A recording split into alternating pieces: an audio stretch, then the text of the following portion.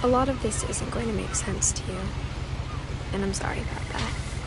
I'm just going to start at the beginning, with the house.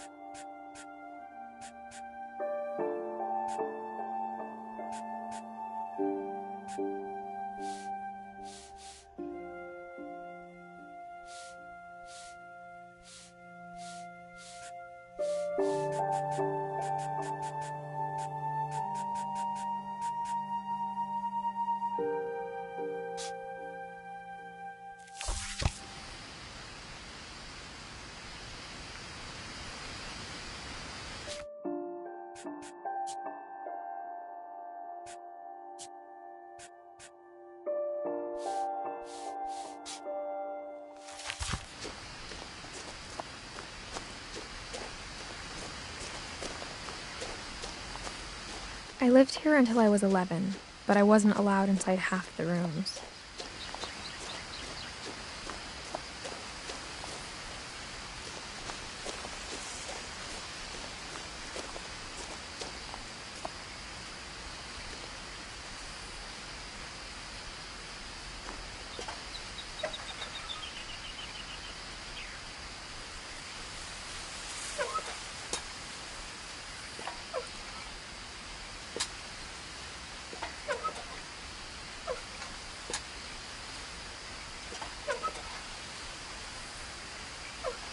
Inside the mailbox were bills from 7 years ago, marked urgent, open immediately.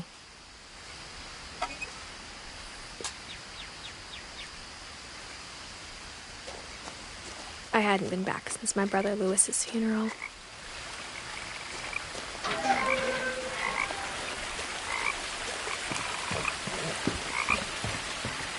In her will, my mother left me a key, but didn't tell me what it unlocked.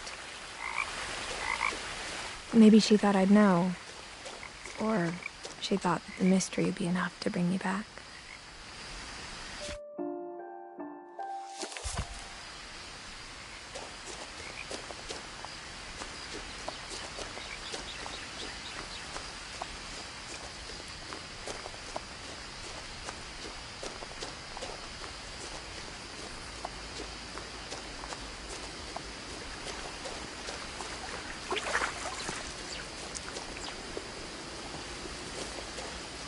The truth is, even after I inherited the house, I never thought I'd come back to it.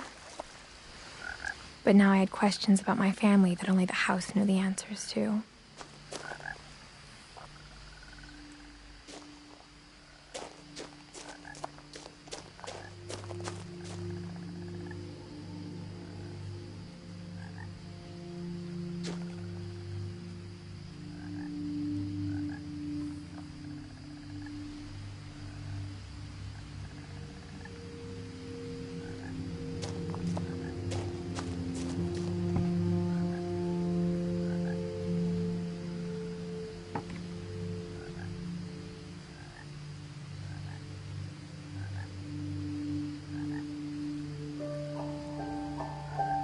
The woods around the house have always been uncomfortably silent, as if they're about to say something but never do.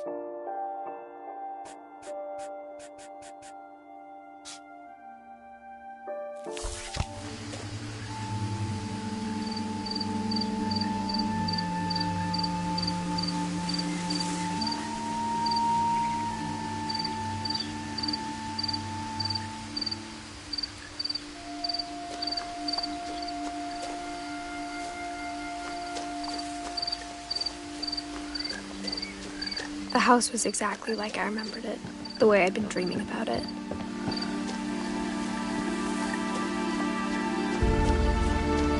As a child, the house made me uncomfortable in a way I couldn't put into words. Now, as a 17-year-old, I knew exactly what those words were. I was afraid of the house.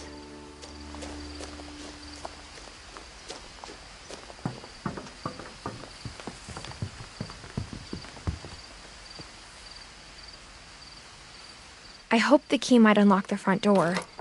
It didn't.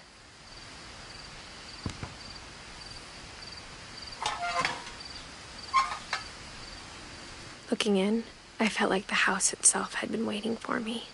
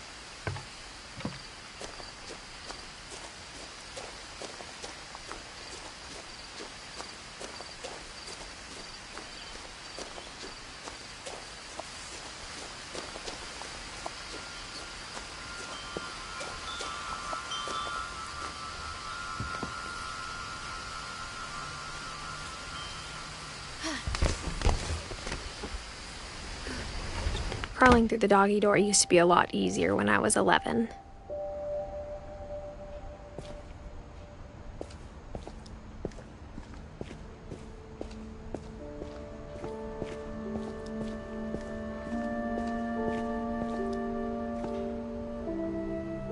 The power had been turned off the night we left. For the first time in years, I felt like I was home. But instead of a family, there were just memories of one.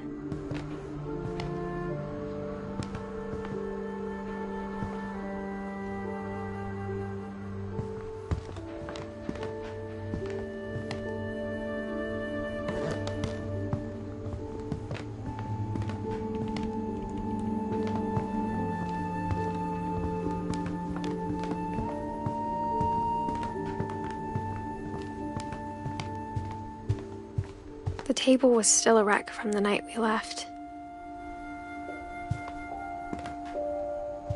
It was like a bomb had gone off, killing everyone but sparing the furniture.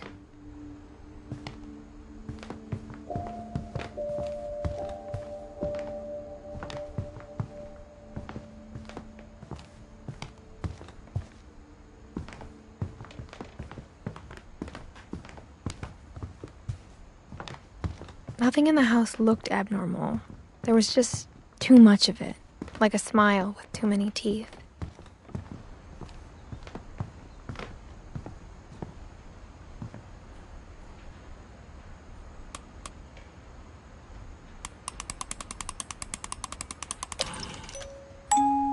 Great-Grandpa Sven built a music box for Barbara, along with the rest of the house.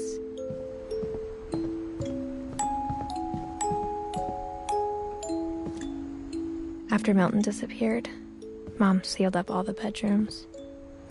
Then Edie retaliated and drilled peepholes.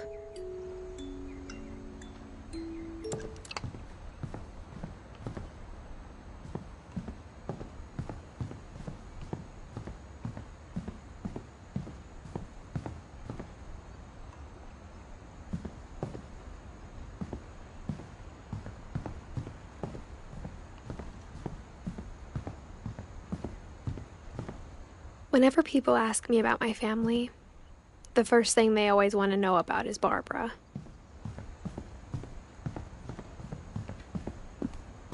Mom must have locked the third floor stairs on the night we left.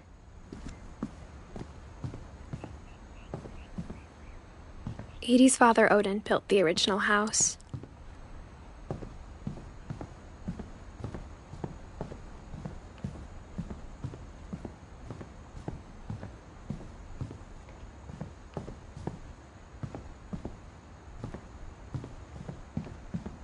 I spent a lot of time playing in Great Uncle Walter's room. I think my mom sometimes regretted not sealing it up. Louis told me there were secret passages, but I never believed him.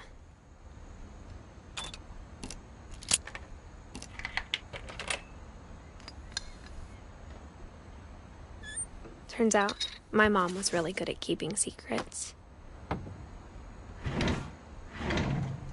Now it was time to find out what my mom had been afraid of. From the paintings on the wall, it was clear my brother Milton had been here before me.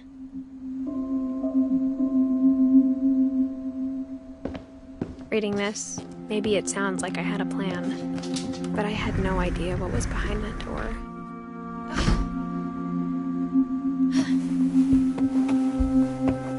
Just like I had no idea where all this was gonna lead.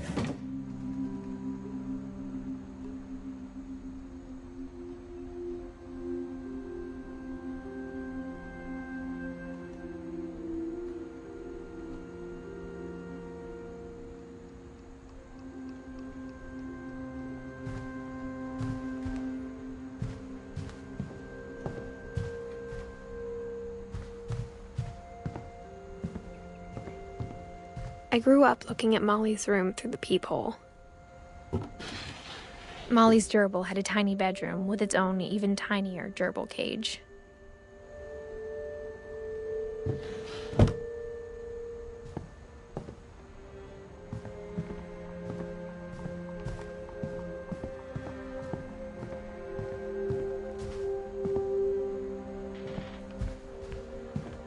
Being inside for the first time, I felt like I'd stepped behind a painting.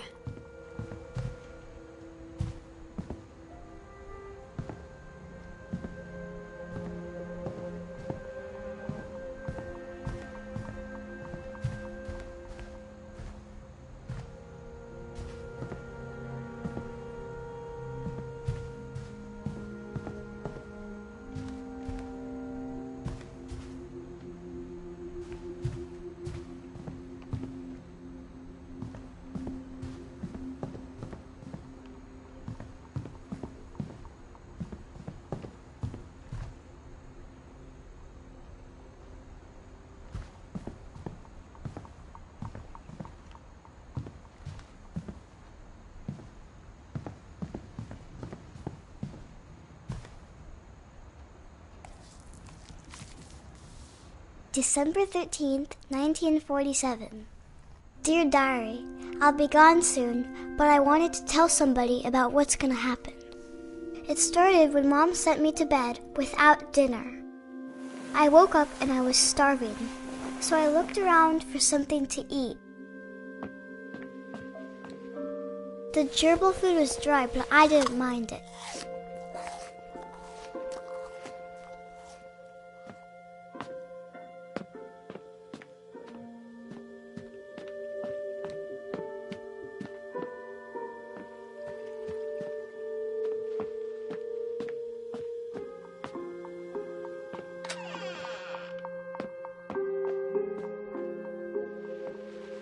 I ate a lot of things that night.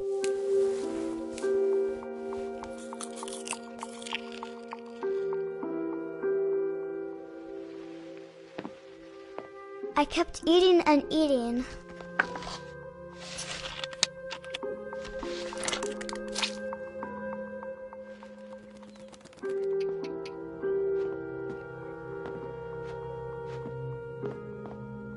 Then I heard chirping outside my window.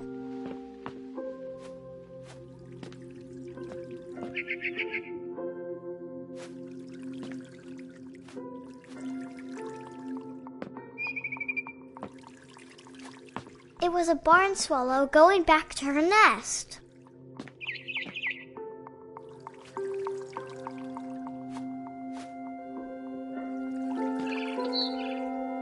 I thought about eating Christopher, but I held back.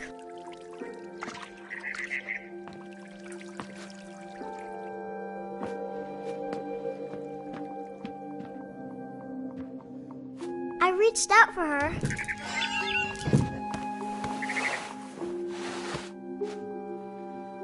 And suddenly, I was a cat.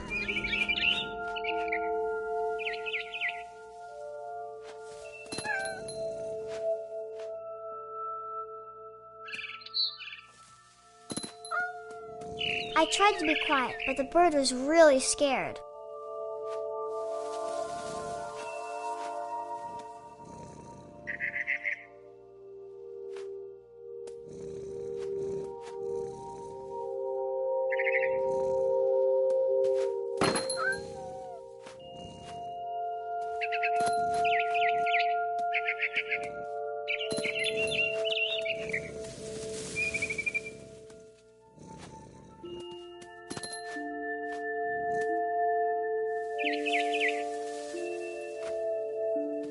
Mom and Dad didn't even look at me.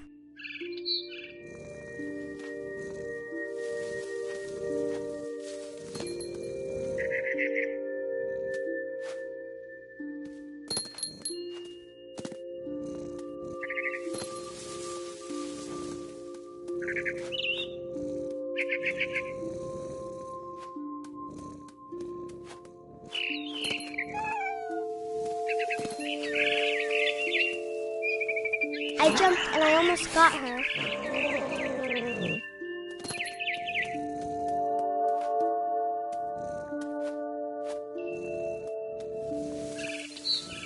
I could tell she was getting really tired.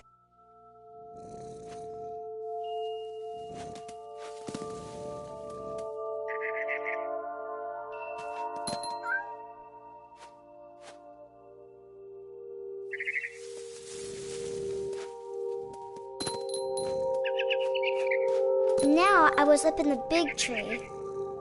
I promised Dad I wouldn't climb it anymore. All I cared about was eating that mama bird.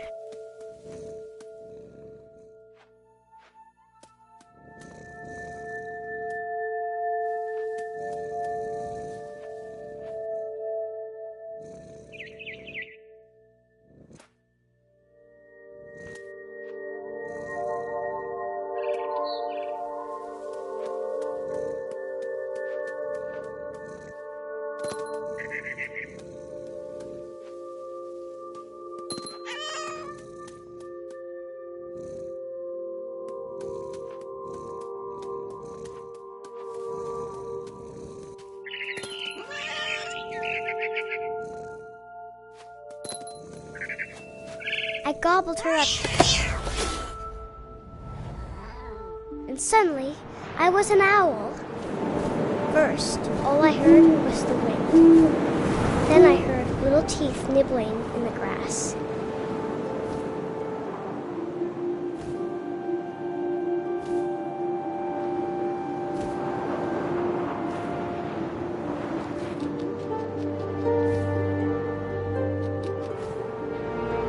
Rabbits.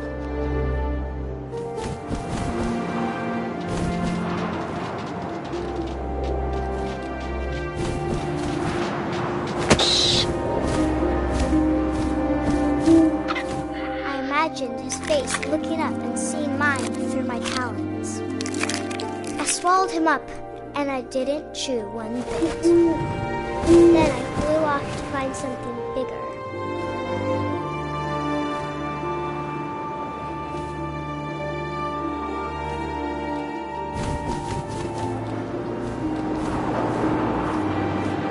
A mama rabbit.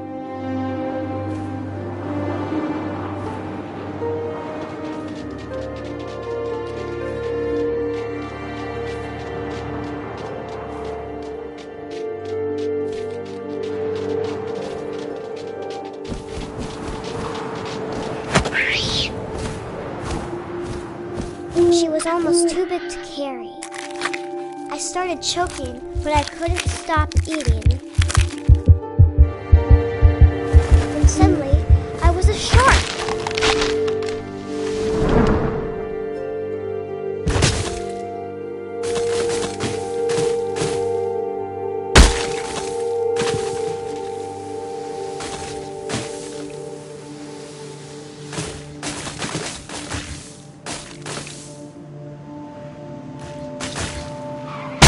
I rolled off the cliff and into the ocean.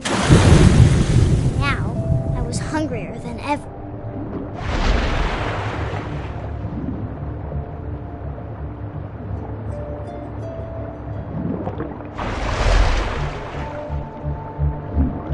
I wanted fat, juicy seals.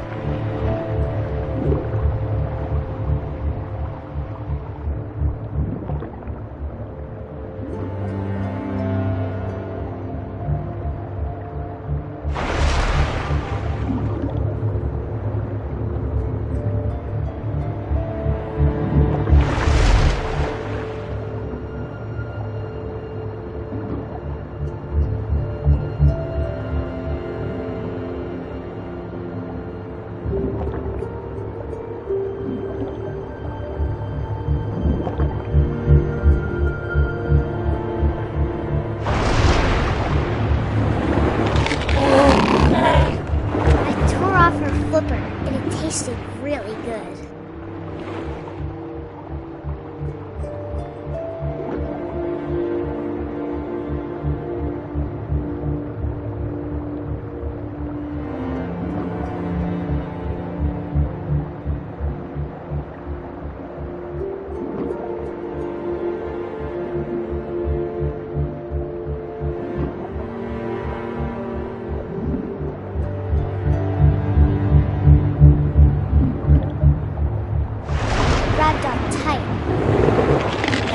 So hungry, I jumped out of the water.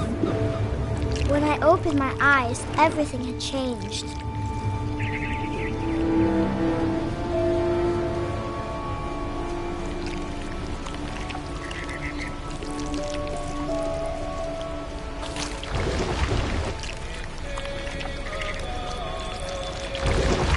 Now I was a monster, and I smelled people everywhere.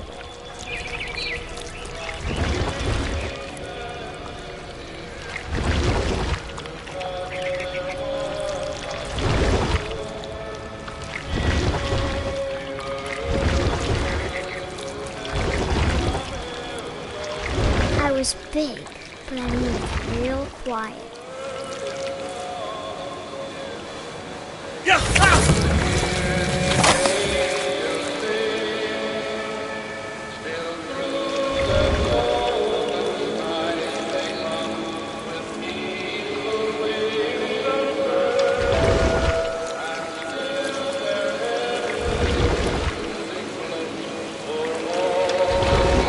I wanted to stop, but also I didn't.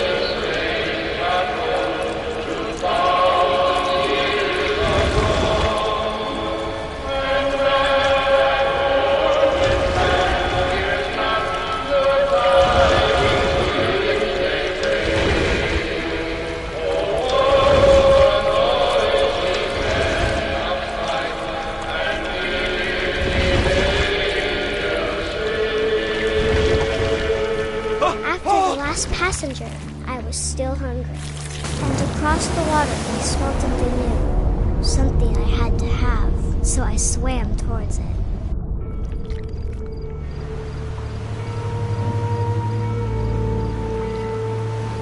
I slithered onto the sand, and the good smell went into an old pipe.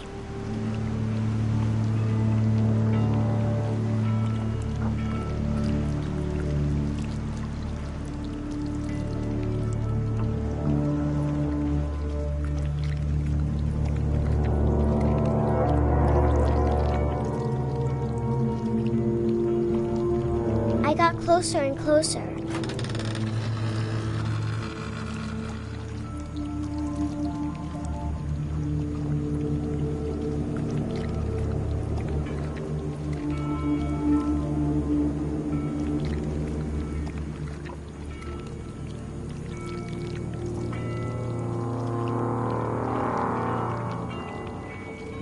All of my stomach started growling. And suddenly, I was me again.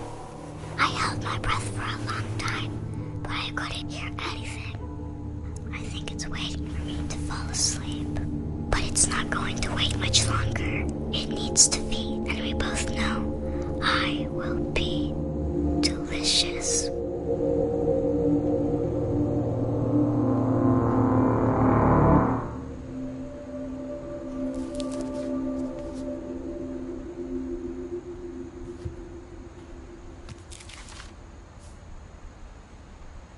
I'm not sure if I believed all of that, but I'm sure Edie would have.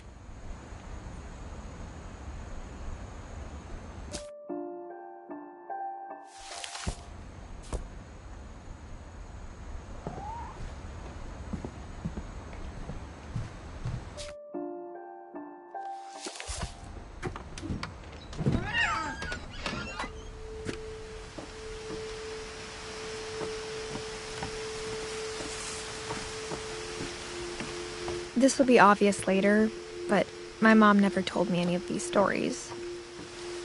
Edie would have, but Mom didn't like bringing up the past. Though, when we adopted a stray kitten, she was the one who named it Molly.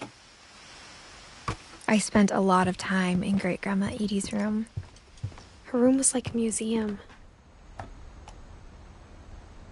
For 500 years, the Finches have been famous throughout Norway for their fortune. And misfortune. Odin Finch buries the latest victims of the family curse, his wife Ingeborg and their newborn son, Johan. On January 7th, 1937, he set sail with his family and his house. But 40-foot waves off the coast of Washington send the house. Odin's daughter Edie, with husband Sven and baby Molly. Odin Finch is the first to be buried in the new family cemetery. His daughter Edie is already dreaming of a new Finch house.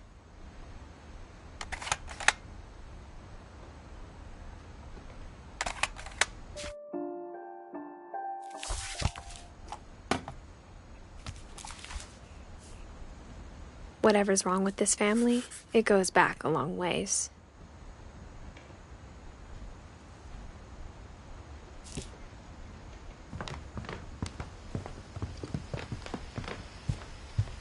When Edie told people Sven was killed by a dragon, she could also have said he was building a dragon-shaped slide that collapsed.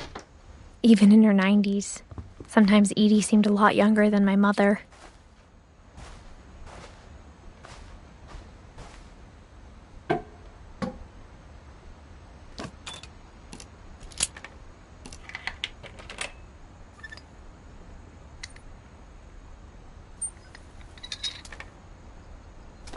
There's a secret in this bathroom.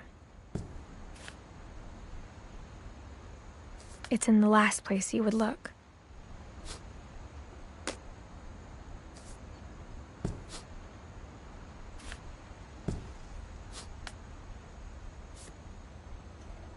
It isn't in the cupboard.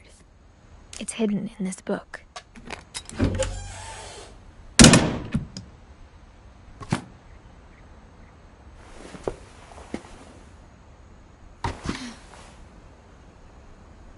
Sven gave Sam an old camera he'd refurbished.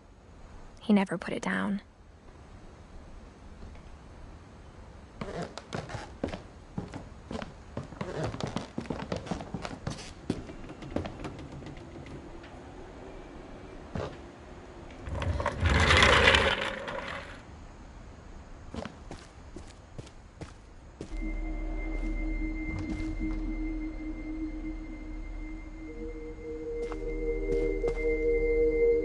I knew Grandpa Sam had a twin,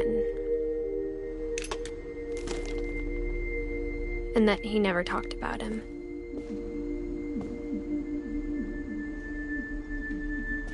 I guess my grandpa didn't like history any more than my mom did.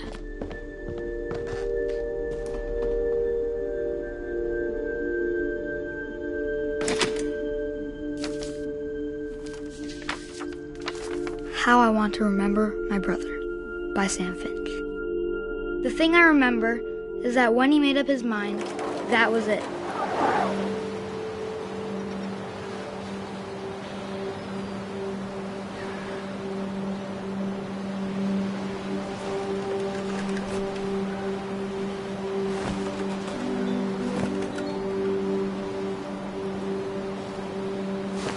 My brother said he'd die before he ate another mushroom. And he did.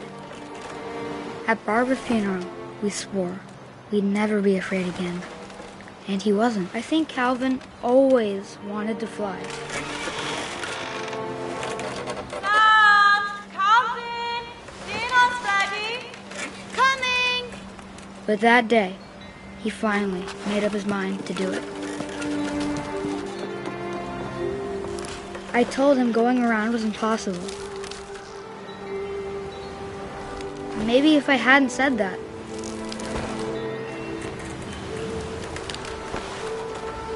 Calvin! I'm not gonna tell you again! Maybe if the wind hadn't picked up, then maybe he'd still be here. But I doubt it. I think he'd already made up his mind. That's what I want to remember about my brother.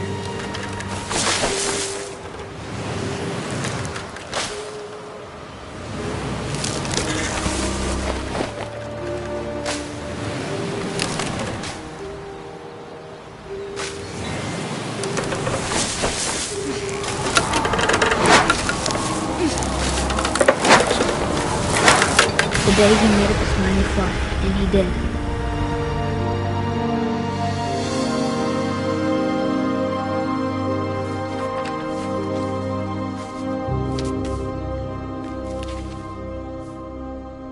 Calvin's story felt strangely familiar. When I was younger, I remember trying to do the exact same thing.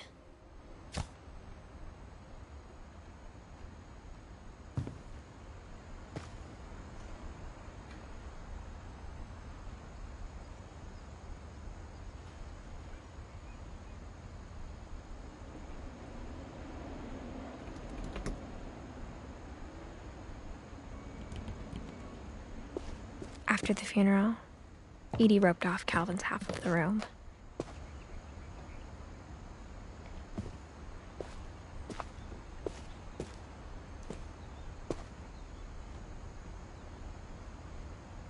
Mom said Grandpa Sam enlisted at 18 and never set foot in the room again.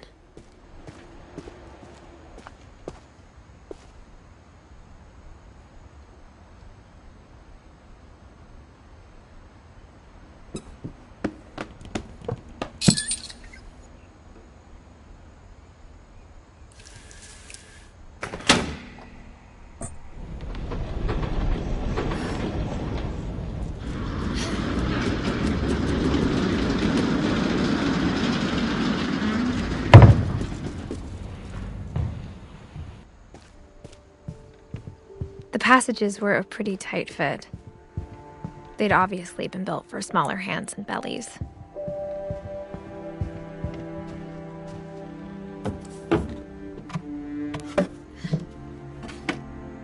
Growing up, I always thought of Barbara as a child star.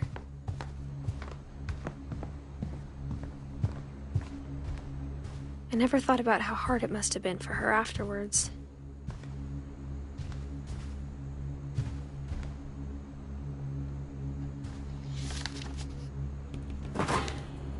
Of all the stories people wrote about Barbara's death, I'm surprised Edie saved this one.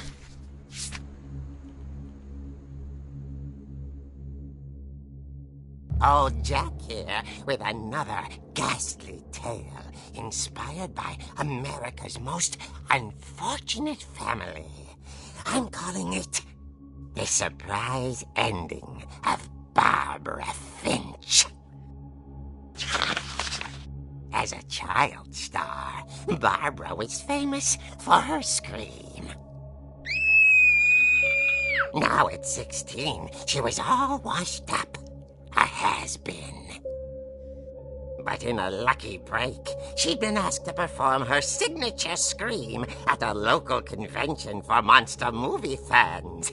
It was just the boost her career needed. Unfortunately, her scream hadn't aged well.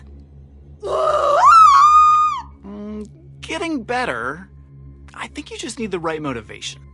Her biggest fan and current boyfriend, Rick, was about to demonstrate when... Now that was a great scream. It was Barbara's father, Sven. He'd slipped into a table saw and had to be rushed to the emergency room. So Barbara got stuck babysitting her youngest brother, Walter. Her convention comeback was cancelled. Okay, I'm hearing frustration, but I'm not hearing terror. What if I tried... A gang of hoodlums in Halloween masks have been terrorizing Orcas Island tonight. Police are urging residents to... That came from the basement. You're right! Also, I loved your delivery on that. Why is your basement door locked? Because my dad likes making puzzles and secret passages. There's a key hidden in the music box. The secret is to keep winding and winding until finally the key pops out. Thanks, babe. I'll be back in a sec. 20 minutes later, Rick hadn't returned. So Barbara went to look for him, right on cue. She reached for the music box.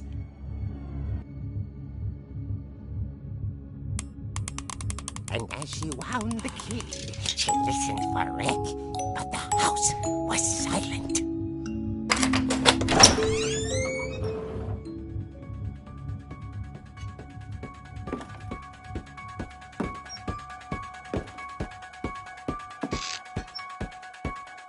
She found Rick's crutch and imagined the worst.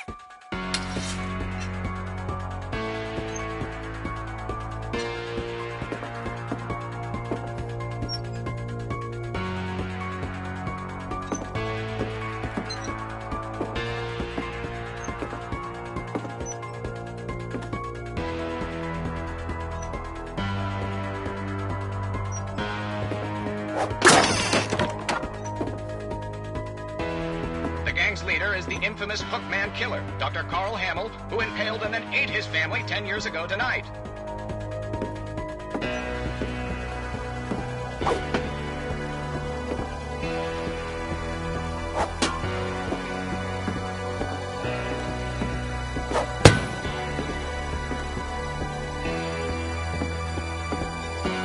The old fridge rattled and grew still.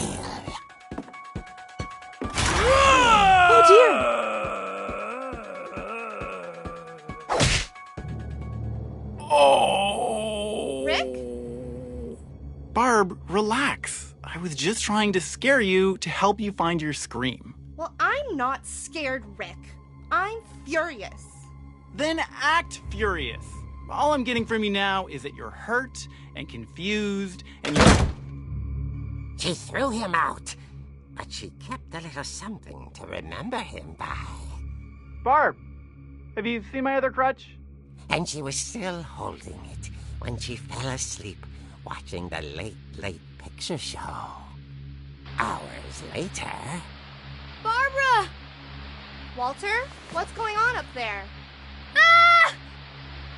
Okay, I'm coming up, but if this is a trick, you're dead, Walter.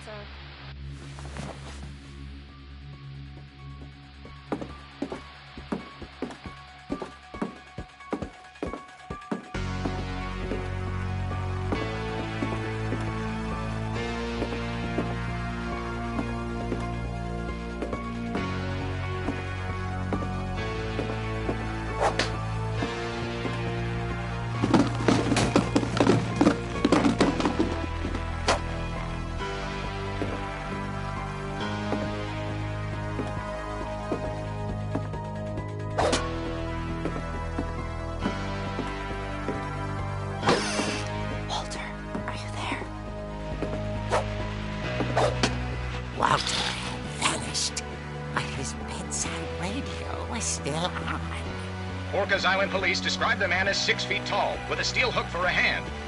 Residents are urged to lock all doors and windows and notify the police of any suspicious activity. Barbara turned, saw the hook man, and was speechless. He was quite smashing.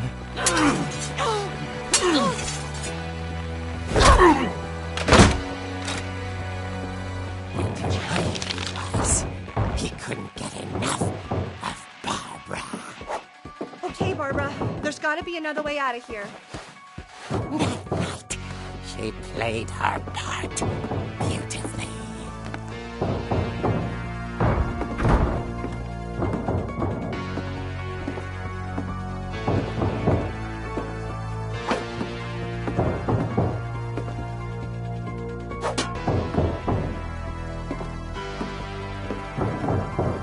She thought about abandoning Walter, but just couldn't do it.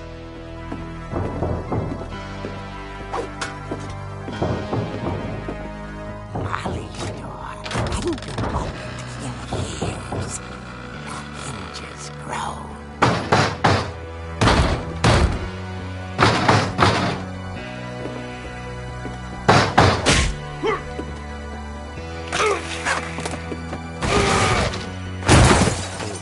Moving, but she sensed the story might not be over yet.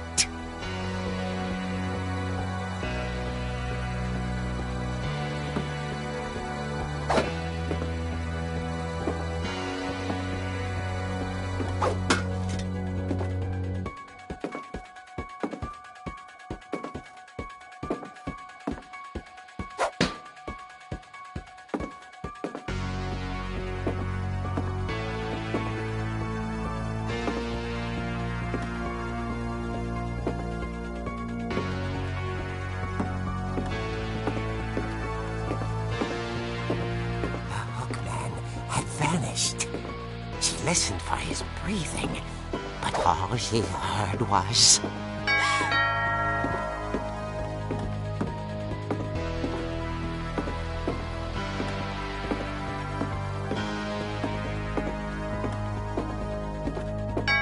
at the door was dying to speak to young Barbara.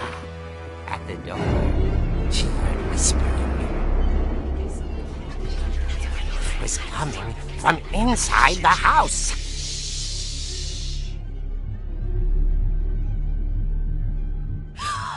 Oh dear.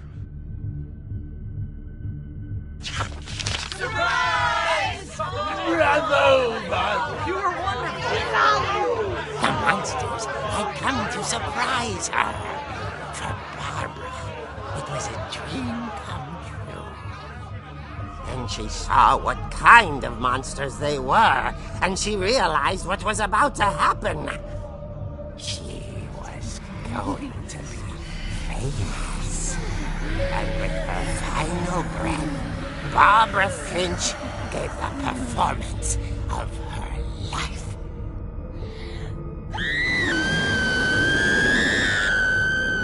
I wasn't there myself, but I hear Barbara was magnificent. Poor girl. She had a taste for stardom. But unfortunately, so did her fans. Of course, the police blamed it all on poor Rick, who disappeared the same night. And little Walter? Hiding under his bed the whole time. He took it all pretty hard, but that's another story. As for Barbara, tucked inside the music box is all they ever found of her. Her ear. Now that's what I call a real eerie tale.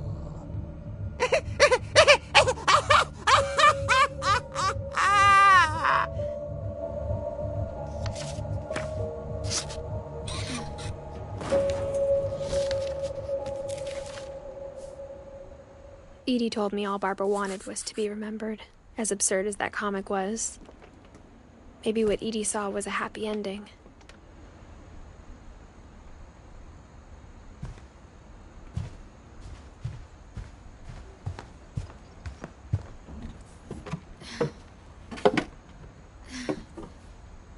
I guess now I know why Mom didn't like me playing with the music box.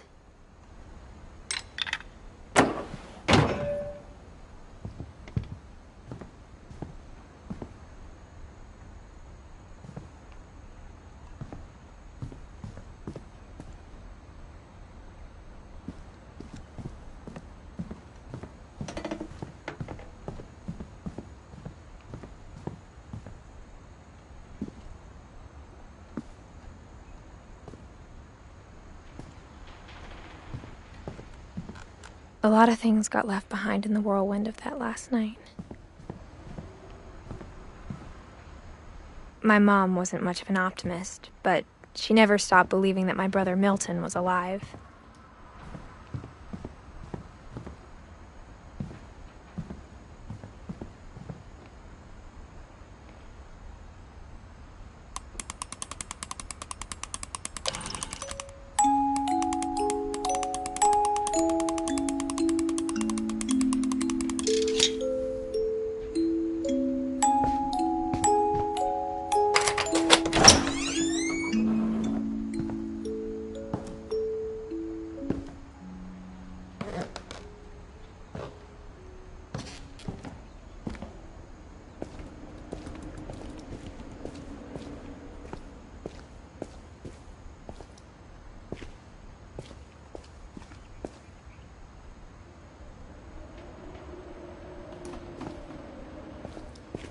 Mom said the basement was off limits, unless I wanted another tetanus shot.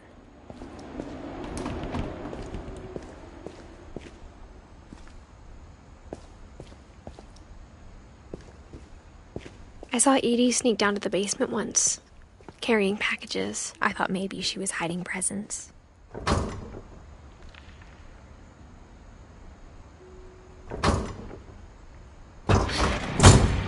It turned out she was hiding a lot more than that.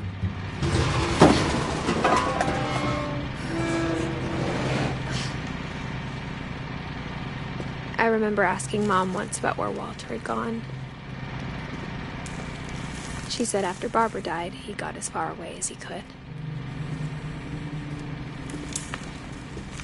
If there's a pattern in all these stories, I think it's that none of us has gotten very far.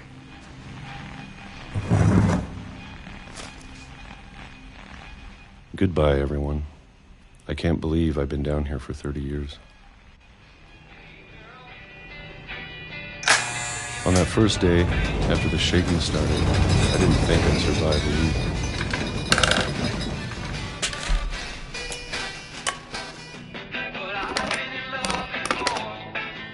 But after a few days, I settled into a routine.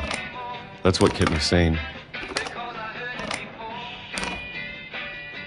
Having a schedule, living for today. I always expected to be dead tomorrow. But if you wait long enough, you get used to anything.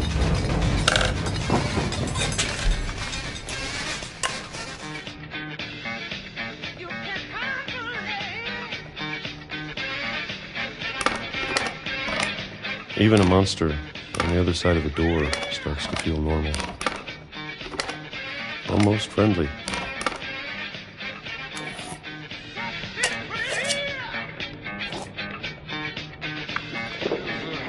And then one day, everything just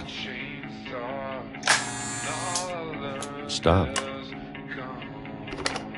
Whatever that thing was, it was gone. Maybe it got tired of waiting. Or maybe I just got tired of being afraid.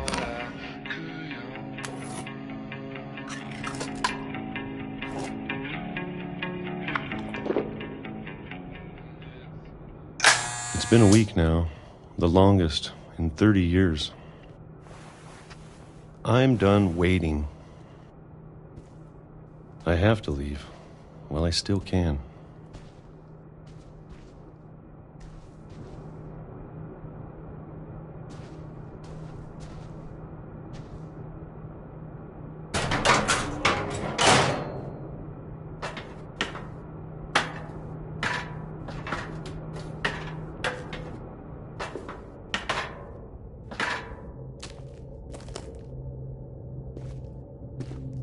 I know it's out there, somewhere.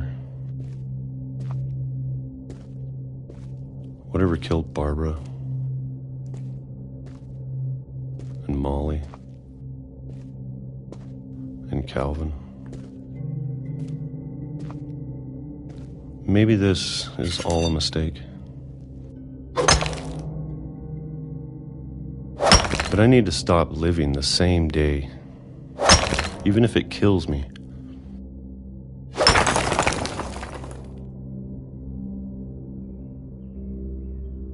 Whatever's out there, I want you to know I'm ready for it. I'm going to appreciate all of it, especially the food. I don't mind if I only have a year left. Or a month. Or a single week. I'd be happy with one new day. I can already imagine the sun on my face.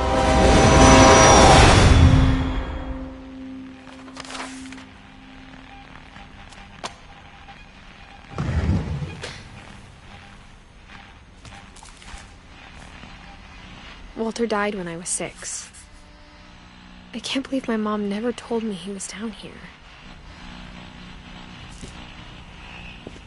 I'm sure my mom was trying to protect me.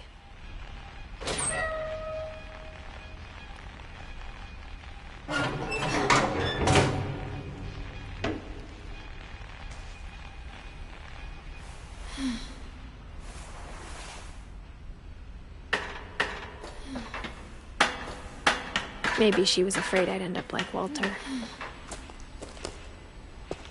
But if she never told me about an uncle under the house, I can only imagine what else she was hiding.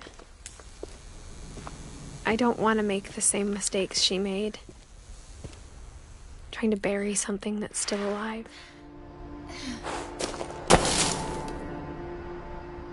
Now that there's only one of us left, or maybe 2, I thought it was time I heard the stories for myself and found out what happened to everyone else. But now I'm worried the stories themselves might be the problem. Maybe we believed so much in a family curse, we made it real.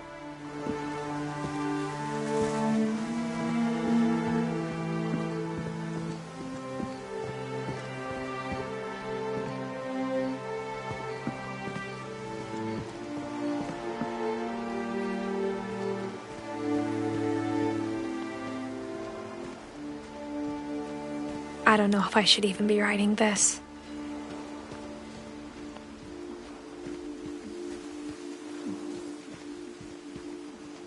Maybe it'd be better if all this just died with me.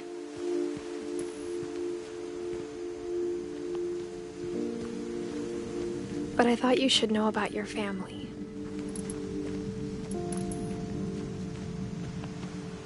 And the history you're a part of.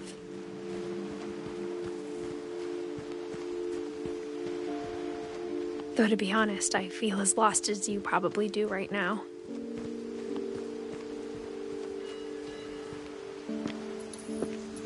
I think the people in these stories believed them, for what that's worth.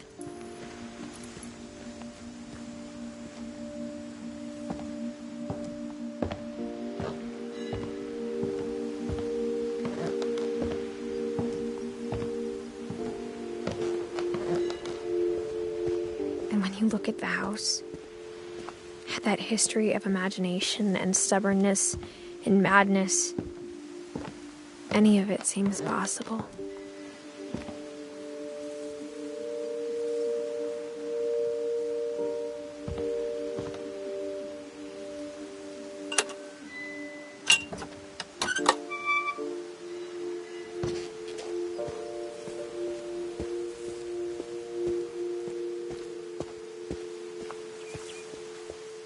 I think we've been surrounded by death for so long, we've just gotten used to it. What kind of family finishes building a cemetery before starting the house?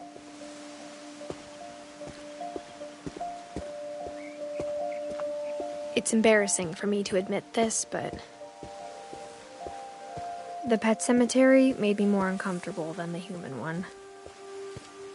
3 of the gerbils are mine, and 2 had been my fault. Sven built the house, but it was Edie who designed the cemetery. I'm sure Odin's monument had been Edie's idea. My mom was always trying to move on, but for Edie, the past never went away. She could see it poking out of the water at low tide. Edie said she dreamed about the old house every night.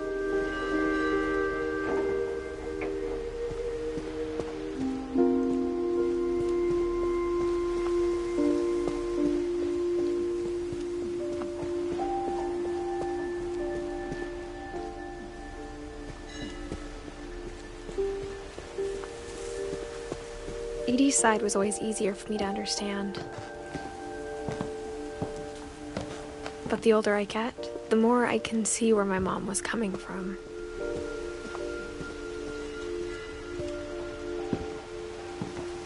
She lost 2 of her brothers, just like I did. I get why she tried so hard to protect us.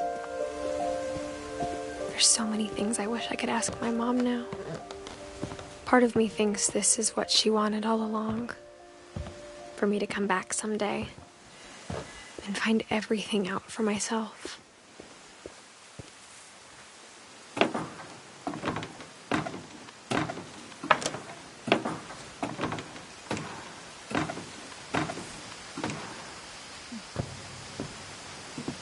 But looking back on it now, if she told me there was going to be so much climbing, I never would have come when I was 22 weeks pregnant.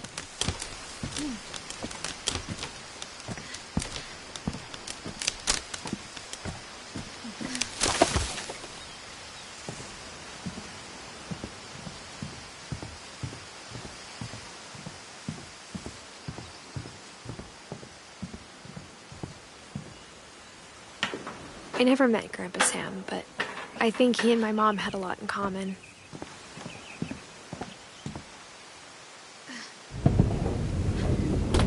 They were both pretty intense. Sam spent his life shooting photos, but Mom said he got nervous being in front of the camera. I guess we're all afraid of something.